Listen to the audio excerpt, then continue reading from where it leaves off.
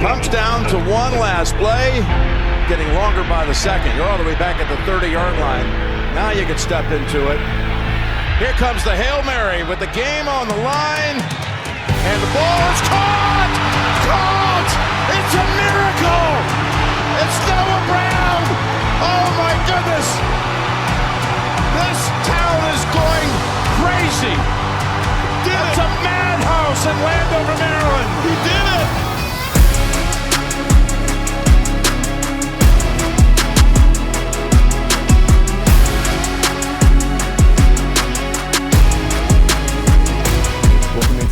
And Brian Cooper Jr. here with Santana Moss, Fritz Smoot, and Logan Paulson. And fellas, we gave a lot of love to JD5 last week. We gave him a whole show talking about the records he was able to break, but it wasn't just him. We had a historic season all the way around. Head coach Dan Quinn broke some records. Bobby Wagner broke some records. We're going to be talking to London Fletcher about Bobby in a second. Terry McLaurin. We're going to be doing a Tana takeover, the favorite. Tana takeover. Terry McLaurin broke records. We did all those things. And Fred, when you look at all that across the board, all that history being made here in the Burgundy and Gold, man, you ever seen anything like that before? I haven't lived it. As a Washington fan, our teammate, I haven't lived it because the one thing about success, when a team has success, usually everybody gets some form of love. That's why more guys go to the Pro Bowl from winning teams than losing teams. So, I'm not shocked when you have the best quarterback we've had in over 20 years that Terry numbers explode. Like it's a cause and effect there that I'm used to when it comes to wide receivers and quarterbacks. Yeah, and I think it's also important that it elevates the coaches, right? And so all of these records that are surrounding this are, it's symbiotic in nature, and it's really cool to see, and it's such a special year, and hopefully everyone enjoyed it. Yeah, I'm with those guys, but one of the things I can say as a fan, I remember as a kid being a 49er fan. I remember Jerry Rice. I remember having John Taylor, all those guys out there doing it. So when you actually see a team that you once played for and you've been covering for the last few years to now have that same kind of accomplishment as a whole, individually too, and as a whole, it tells you that that team is on its way. And fellas, we're going to have a record-setting show. We're going to talk about all these different records. And the first one we got to talk about, somebody who made a name for himself this season and put the world on notice, 1-7, Terry McLaurin. Let's check out his historic numbers. Now, 1-7 etched his name into the Washington history books with the most touchdowns in a single season. Terry McLaurin had 13 10. You see those names, Ricky Sanders, Taylor, Jerry Smith, all of these guys, he is in that company. When you see your boy Terry McLaurin getting off like that, gotta make it put a smile on your face, huh? It put a big smile on my face, but not only because he went out there and got it done. I think earlier before the season started, I was one of those guys that saw him when everybody broke camp and they was going home. I said, that guy's still out there running the way it works. And then Bobby stepped and came in there, his coach, and said, look, man, I challenged him to get on that list. You've been doing some great things with these 1,000 yards, but you're not on the list of all-time guys here. So Bobby said it. He's very intentional. Terry went out there and said, I'm going to get on that list one way or another, and he did just that. And fellas, when you have a season like that, it's hard to narrow down your best plays. However, our amazing producers picked 5 of them. We're about to check them out right now. It's all about Terry McLaurin, baby. Now it's time for Top 5, presented by UA Local 5 Plumbers, protecting the health of the nation's capital since 1890, Fred. I know you love that right there. And you know what? Let's take it back. Prime time, the Cincinnati Bengals. This is where it started. This is where it started. This is where you got that first glimpse of what Terry could do with a guy like Jayden Daniels. And this is his superpower. Contested catches right there. He's the best in the NFL when it comes to that category. And tracking the ball, man. The way he tracks these deep balls is incredibly special. I just remember that night when we was getting ready to do our show, and he came to me and gave me that hug. Remember, that's where it started. He's like, they know now, Tanner. Sprinkle a little bit of that magic on him, huh? There we go. And speaking of magic, let's take it down to the battle of the Beltway. We all couldn't wait to see Jayden versus Lamar Jackson. Terry McLaurin made himself felt this game. Yeah, this is when we saw Jayden and Terry start getting on the same page also. It's one thing catching those balls when you knew it was coming to you, but to throw a ball like this, back shoulder, and just say, you know what, man, let me go out here and outwill this man. This is when those boys got on the road. Dude, 4th down, man-to-man, it doesn't get any bigger than that. When you're evaluating receivers, this is the play right here that you look to and say, man-to-man coverage, big moment, you got it. One word, trust. This is when they develop trust with each other, right here. Now I can throw it to you blindly, no sight needed. And that trust continued. Let's take it all the way to Philly, our home game against the Philadelphia Eagles, where again, Terry McLaurin made a huge touchdown play. It looks like that Thursday night. You know what I mean? Like that, tracking that ball over his shoulder at 10. Man, that's got to be impossible, that thing coming up top like that. That's a hard thing to do, but I think, too, when you watch this play, this is one of those games where Terry was looking forward to seeing this matchup because he had played them already, and everyone talked about what the young Quinn did. And he was ready to get in this game and go out here and play big. This tastes so nasty in my mouth to say, but to see him do that to the Super Bowl champs. You know what? On that note, we're going to move forward. We're going to take it to New Orleans, though, where we played the Saints, fellas. Another amazing play by our guy, Terry McLaurin. What's more impressive, though, is the way he was able to stay ready, even when Jayden is doing all this scrambling. We all remember this play. Unbelievable. And ready to take a lick. Once you're in the zone, you're in the zone, He starts at the bottom of the screen. Yes. He's out the numbers. Where is he? Yes. And then he's going to run all the way over here. Are you out of your mind? God. And then I had to second guess and say, was they throwing him the ball? I was like, is he throwing it to B-Rob? I didn't know, but he said if the ball in the air, it belongs to me. He coming down with it. Now, we have a Tana takeover coming in a little bit. However, Terry channeled his inner cowboy killer here on this last play. We all remember how big this moment was for Terry and this team. Now, hey, man, what a catch. That dude, you got Moss. Yes. That's what he channeled. But nah, man, this was one of those games, man, when you want to come up and big in. I mean, the Cowboy game is one of the games that gave me my name, and then just to see him have those moments this year, twice against the Cowboys, man, especially. And to go up there and pick that off like you just climbing a tree, you get a plum. Just take it out there and show the strength of his hands too, right there. And that was Marcus Mariota throwing the ball. Yeah. That was not Jayden Daniels, so now we get just add another one on the list, right? One more. Another one on the list. And speaking of lists, let's take a look at Terry McLaurin's numbers throughout this season, because fellas, as y'all know, they're incredible. Now here's a look at Scary Terry's record-setting season. 5th straight 1,000-yard season. That's a franchise record. Washington's single-season touchdown record with 13. We just saw that one against the Cowboys. 82 receptions, and he was named second-team All-Pro. Now, Terry's very, very impressive, but also Santana Moss, our very own Santana Moss, was extremely impressive during his time. He holds a record himself, so you know what? It's time for a Tano takeover. And you know what? That record, most receiving yards in a single season. I'm going to read this off to make sure I don't get it wrong. 1,483 for Mr. 8 to the 9. So before we talk about Terry, I still hold that. You still hold that, baby? You still got it, man. You're going to throw that in there. Now, y'all got to play with Tanner. Y'all got to play against Tanner. Y'all got to witness him in his prime. Still in his prime now, but in his prime as a player. I know he had his prime. What made Santana Moss so special in your opinion? I want to hear this. You got to think about it. When it comes to wide receivers, especially when they known as speed wide receivers, that means they can get the top end speed, but most of these guys can't stop. It's a difference between being fast and quick, and usually people don't have both. They usually have one or the other. Well, Santana he had both of them. So he can get to 4.2 speed, but he can also stop. And that what made him so dangerous. That what made him the ability not to be a clear out man, to be I can run every route in the route tree. That what made him dangerous to me. So Tan, I don't know if you remember this story, but one of my formative memories, like kind of like the things that make you legends. You guys legends in my mind. It's like Fletch, you. Is we were watching. No, I didn't play with you, man. I'm not gonna be a legend for me. So we were watching film. Kyle's got the film on. He paused the film, and you were running like a heat route, right? Yeah. And it's like a 15-yard stop. And so they paused it on the film, and so Tana's got one foot in the ground. Everything's on this ground. He basically went full speed sprint, put one foot down, came out of it with no wasted motion. And so everyone talks about, I could do what Santana Moss does.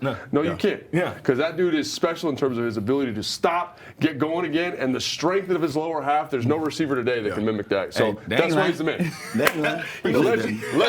I would say I appreciate it, but you threw me under. And fellas, you know what was so impressive to me was there's one thing to do all that when you have the groundwork laid out for you. When you have a path already laid out. Tanner didn't really have a path. There wasn't a lot of undersized receivers that were doing what he did when he got drafted. It even made you fall in the draft. So to me, that's what's impressive, because a guy like Terry McLaurin, another undersized receiver, couldn't do what he did if you didn't put that groundwork in, man. So now let's talk about Terry. I know you don't like talking about yourself. What makes Terry McLaurin, another record holder in the burgundy and gold, so special, Tanner? I think what makes him special that I'm sure everybody sees it, because every time he's getting in front of that camera, man, he just has the right things to say. So that tells me he's very intelligent. You know what I'm saying? You know, when you listen to Terry, you almost hypnotized. I'm like, man. Yeah, he'll lure you in. This guy went to Ivy League school. You know what I mean? So I'm impressed with that alone. Now, when I watch this game, man, the guy has speed. No one never sat here and talked about how fast Terry is. But this year we're talking about it now. The guy has one of the toughest things. He does one of the toughest things that is hard for all of us. Catch those balls when it comes to when a guy's ripping.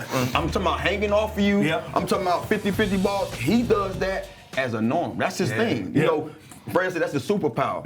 And then the best to me is his leadership. I think Terry has shown guys over and over again that when you put him in those critical situations, when you put him in those moments of the games when somebody needs to step up and make a play, he's been that guy. And he's been doing that day one. Now, we've seen a lot more of it this year because he has a quarterback that can go out there and give him those opportunities. But from day one, you name the quarterbacks, he's done it. And that's what makes Terry special. Terry is definitely special. And Santana, you are special as well, man. We definitely appreciate you. And somebody that we know appreciates Terry McLaurin is our rookie quarterback, Jayden Daniels. Let's hear from him on his receiver, 1-7. I mean, I just knew Terry was a guy that made plays, very underrated, and be able to work with him. You could just see the work that he puts in and day out in the film room, on the practice field, taking care of his body, you know, being an ultimate pro. And, you know, just the relationship off the field, I know he's a God-fearing man. He talks about that. We have conversations about that. So it's awesome just to see that we have something to bond over outside of football too. There's no better pairing than Jayden Daniels and Terry McLaurin. A record-breaking season for this dynamic duo. That kid Jayden earning a plethora of records, including the honor of Offensive Rookie of the Year. He had the most regular season rushing yards for a rookie at 891. The most offensive yards by a rookie in the NFL history with 5,113. And most postseason passing yards and touchdowns by a rookie in NFL history. Fellas, let's keep setting the record for our Commanders family. It's time for Securing the W, presented by Hercules Fence. Security in every job. Fellas, we talked about it last week. We showed it again. Jayden Daniels. What a rookie season, a historic rookie season. But it wasn't just him that broke a lot of records this year. But let's start with JD5. Let's just touch on it one more time because of how special it was. Logan, when you see a rookie like that come into this building, not only went over the fans, not only went over the coaches, but went over all the teammates and all these veterans, man. What does that say to you? I mean, everyone talks about the statistics. Everyone talks about what he's done. I mean, there's no way to quantify really what he did and what his impact was on the city. Like that's what's so special about it. We can go through every single number, right? We can talk about every single statistic, every single completion, every single first down. It doesn't capture what he did for this community, really. You know what I'm saying? Like his ability to kind of say, put it all on my back, I got you, and take this thing where it had to go. I mean, I can't say enough positive things about him because it sounds hyperbolic, but it's all true. I just think he pours beyond his years. I think he like grandma used to always say, he got an old soul. And I think that old soul allows him to be a legit leader, and not only a legit leader, because like Logan said, we can talk about the passing yards, we can talk about the rushing yards, but they don't do it in the justice. And until you can sit there and watch this poetry in motion and see the fourth downs, the third downs, the runs, the passes, like most people say, pound for pound, it was the best rookie season any quarterback has ever had in this league, and that's crazy. I mean, pound for pound, man. It's the best rookie season ever. Like heavyweight, lightweight, whatever you want to do, man. That's what we're talking about. He just wowed me when it comes down to just how much his play willed this team to be great almost. You know what I mean? I think when you look at it, don't get me wrong, give credit to those coaching staff too for having every guy out there prepared and ready to play. But when you saw those games when it came down to just making a play on offense, it was 5. And when you're that young, you don't expect that. You know? And when JD does something like that, right, it's easy for us to talk about. Like I said, last week we did a whole show on it. But again, there's other people that did stuff. Now, Dan Quinn wasn't a rookie by any means. He'd been in the league a while. However, this was not an easy job to take, fellas. And he comes in and he breaks the record. Most wins by a rookie quarterback in franchise history. First-year quarterback. Not a rookie quarterback, but a first-year quarterback in franchise history. Fred. When you see what Dan Quinn did, and the way he was able to establish that culture so quickly and so early, with so many new faces, a brand-new quarterback, I'm impressed with you. Leader of men. All right, that's what I can say. From the first day he walked in this building, he brought a ray of sunlight with him. It wasn't doom or gloom. It's we're going to give me the mop, give me the broom. I'm finna clean this mess up. And he started one day at a time, one person at a time, one player at a time, and make them understand we are a family. And creating that family atmosphere, these guys will run through a wall for him. We don't even play him, we'll run through a wall for him. So it's just the man, the person. I think everything that he brings, it challenges you, and that's what football players want. Yeah, I think his ability to build relationships, not only with the players, but with AP, you know, and like have this kind of vision for the organization, I think speaks to one of his superpowers. Obviously, the leadership's important, but the relationship building, right, making you feel valuable. Like, we're media personalities, but you come up and every single time you say what's up, right? Like he makes everyone feel important in this building, and that's leading to a winning culture. That's awesome. That's special. And again, it just speaks to the type of man that he is. You know, you get a chance to sit in some of those, I guess you can say, interviews when you bring in new staff or coaches. And you hear some of the things, and I'm like, it's almost repetitive. You know what I mean? I've heard that before. I heard that before. I heard that before. Now show me. Everything he said, he showed us. You know what I mean? About how he went out and got the players.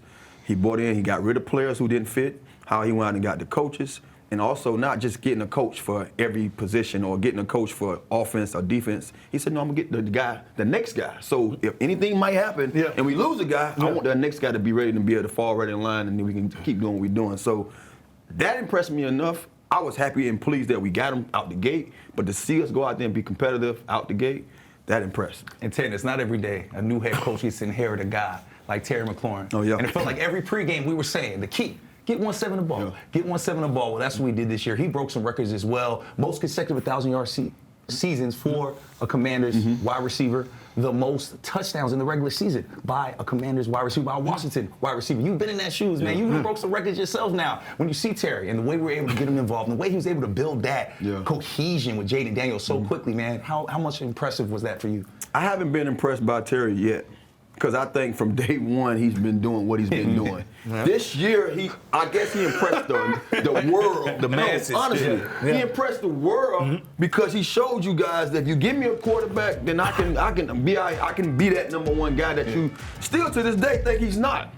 He showed me out the gate that he was that dude, and I've been sitting there and watching him just grow and grow and grow and add on to it. So, I said that not to be, throwing nothing at him, but I'm just telling you the truth. He's been that dude. You know what I mean? And I'm happy that he was able to put a stamp on who he is, because folks sit there and question and act like he's not putting up these numbers. He's not going out there. He's done it with other quarterbacks that to this day, they probably not even playing this league. And some of those guys was young guys. You know what I mean? So to say you in year 6 and you don't already went through 10 quarterbacks, how much more can he hear pressure? You know, and put up those numbers. It's one thing of saying I went through a lot of quarterbacks. I didn't put up those numbers. It was hard to go out there and do that. It is. He went through those quarterbacks and put up those numbers. So, I mean, to me, that was impressive. This year was just a stamp on who he was. Sure. And Logan, when we saw a guy like Bobby Wagner come in, it's kind of similar to when we saw London Fletcher come in, where later in his career, but still coming in to make an impact. And Bobby Wagner did that. He became one of 2 players with 100+ tackles in 13+ seasons. That other guy is London Fletcher.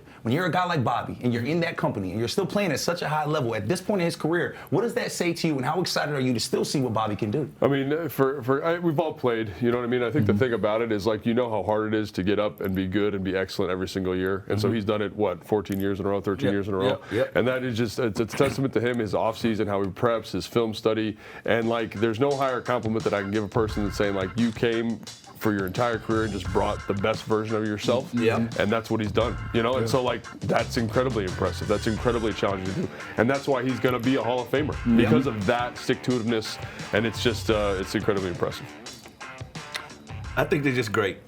This whole season was great. I'm just saying, man. It ain't a negative thing you can get me to say about these guys. Like Santana said, Terry, to me, been that guy. Stamped it. You gave him a quarterback, and he showed you, I'm top 10 any day. Bobby Wagner, been that guy. He just had to remind people in this market of who he was. And Coach Quinn, as much as people doubted because he wasn't the sexiest pick for the coach at first, once they seen his program, they fell in love with it. So, we pushed all the right buttons this year. And Fred, you said it. Been there, done that. Let's take a look at Bobby Wagner's numbers next to one of our favorite Washington legends, London Fletcher.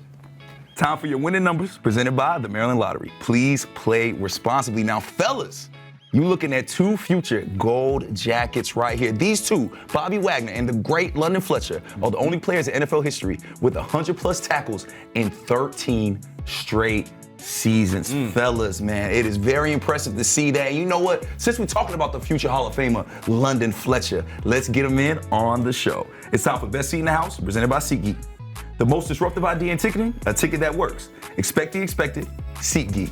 Welcoming in the captain, Big Fletch, brother. Always good to have you. As you heard, those numbers are incredible. You are in amazing company. Can you talk about, because I know you have a very special relationship with Bobby Wagner, can you talk about the impact he was able to make on this defense so quickly?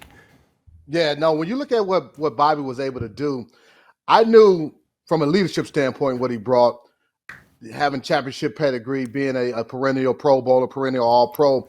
But what people thought and failed to realize, they thought they were just getting a veteran. They didn't focus enough on the productivity. And when you watch what he was able to produce his last year in Seattle, I knew he was still playing at a high level.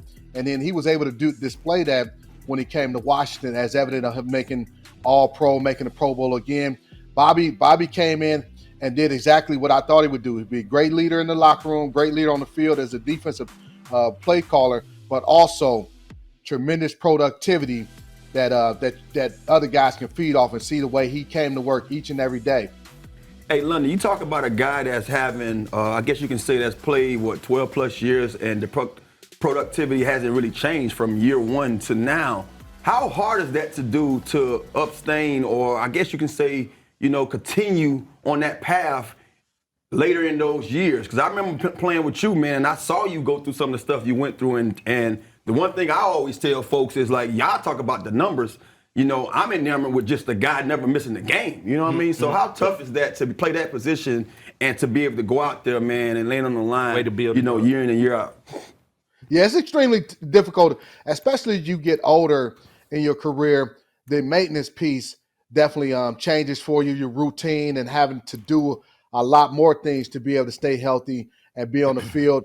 So the thing about it, as you age, they continue to hold you to the same standard like a young guy. So you're fighting the age thing. You're fighting, making sure you got to do more things to stay healthy. I was extremely impressed. I was talking to Bobby during preseason, and he and I were talking about some of the things that he added in his repertoire that he got from me, but also some of the other things that he was doing from a maintenance standpoint, from a off-season training standpoint. And I actually was like, dang, man, that's something I wish I had in my arsenal when I was back playing. So I'm extremely impressed and have been impressed with the way he takes care of himself. And there's a reason why you look at him, myself, and being able to have that type of sustained success over a decade. And you all mentioned 13 consecutive seasons, and he's still playing at a high level. Do you think also what Dan Quinn is doing with a lot of these veterans, giving those veteran days, are something that can contribute to him, being able to continue with those numbers? Yeah, absolutely. When you're a veteran guy, as my killer dog is in the background, you hear her barking. Bobby's the dog, I'm a dog, and I got another dog over here. So, but no, it is something that you don't appreciate necessarily. When you're a younger guy, you like, man, I don't never want to come off the field. I don't never want to miss a practice. I want to be out there on each and every practice. But understanding, I know a lot of the stuff with from the exercise science piece where hey, there's a value in taking maybe a practice or two off these guys, especially as they age, because you want to be able to have them play their best on game day. So that piece of it, it's brilliant with all the science, the exercise science, and the different data that comes and shows, hey, having like a Zach Ertz and Bobby and some of your older veteran guys, they don't need all the physical pounding throughout the week because they know how to get themselves ready without the necessarily physical pounding in practice, and it just adds to them being able to be more productive on game day. Well, Big London, as a guy that had a chance to share the field with you and run sideline to sideline, I know you had, 13 consecutive years with 100-plus tackles. How many of those 100-plus tackles a year was just you jumping on the pile, which I've watched you do many a time? Hey, as you were saying, you shared the field with me. Smooth, you weren't on the field that much with me. You definitely went sideline to sideline. I'm still mad about a couple of them long runs you allowed. You that Ron Landry put on the highlight film of so live for if had ran over by Brandon Jacobs. You turned down that you made a business decision. So well, you know, London, the football guys need a sacrifice sometimes. You can go. That run ended up going for about 20 yards. It should have went for about 2, but you backed down and said, no, thank you. Hey, don't forget that same game, my helmet got knocked off, and when I look up, you standing over me, telling me to get up. Yeah, it was some First Friday type stuff. You got knocked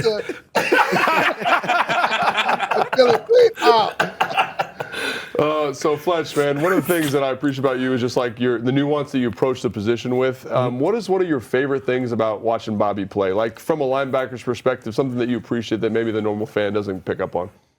Yeah, that was a game when they played the Chicago Bears, and this was just a great match, a great chess matchup where the Bears, they came into the game and they had a bye week and they had Caleb Williams doing all this like check with me stuff. They were trying to get in the perfect play every single snap, and so they come out in the one formation, and we'd have our defense set. Then they shift to something else and call a new play, and then Bobby would make another adjustment, call a new play for us. And then there was a time where I think a couple times he made a couple different adjustments and new defense. And it was just like, man, this was just a thing of beauty. You were just watching a grandmaster of chess doing his thing. And then not only doing those things, getting everybody lined up. And we didn't have any bust on the back end of a defense or any bust in particular in that game. And that's hard to do because there's going to be somebody where you got a guy like a Fred Smoot who all of a sudden doesn't act like he didn't get the call or the signal, and you end up giving up a play. But Bobby was he was flawless in the operation of that defensive game plan that day, and that was one of the most impressive things I've seen. And Big Fletch, since you are a future Hall of Famer, we're going to talk about that all off season long. Yeah. We're going to make sure we talk about that. From you yourself, has Bobby Wagner done enough to make it into the Hall of Fame in your opinion?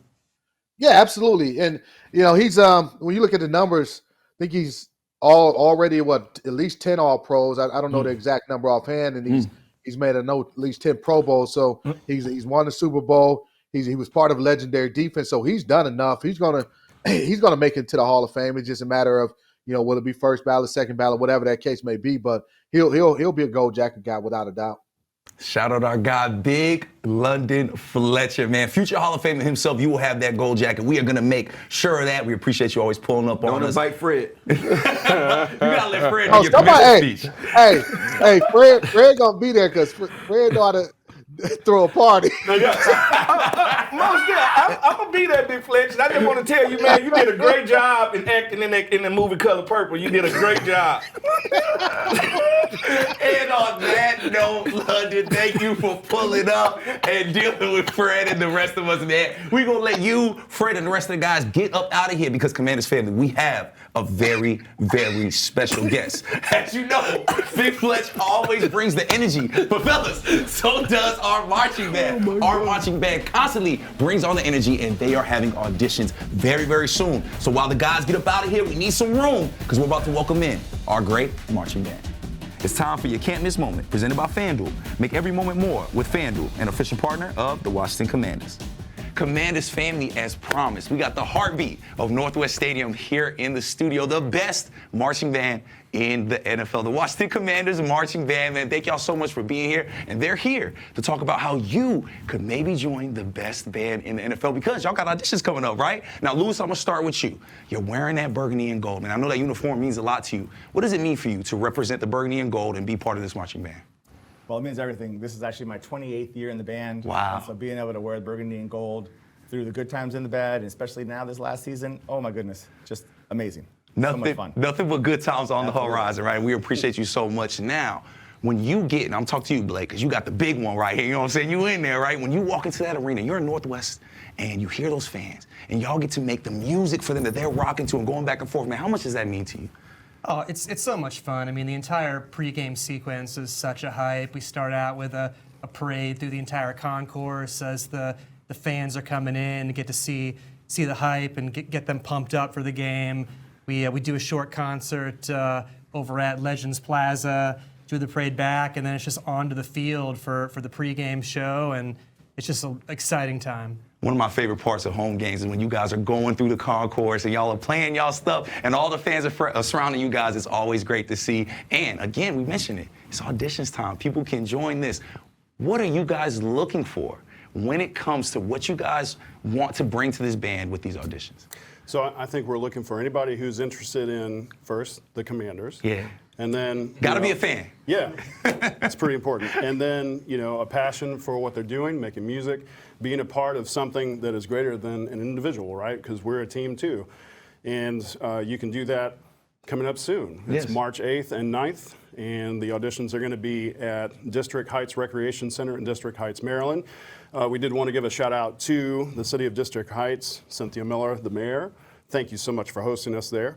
You can go on to the Commanders website and get more details, but we're essentially looking for, alto saxophones, trumpets, mellophones, trombones, baritones, sousaphones, percussion too. We're looking for tenor drums, bass drums, cymbal drums. So go to the website, check it out. We've got all the details right there. That's Corey, that's Blake, and that's Lewis here to let y'all know how you guys can audition for the best band in the NFL. But y'all got all these fancy instruments out, right? We don't just want to talk to y'all. We want to hear from y'all. In Command Center, we like to have some fun. But for this type of fun, we need y'all to play us out. I'm going to get up out the way and let y'all cook. That's cool? Yeah. Command Center, the best band in the NFL, baby. Enjoy.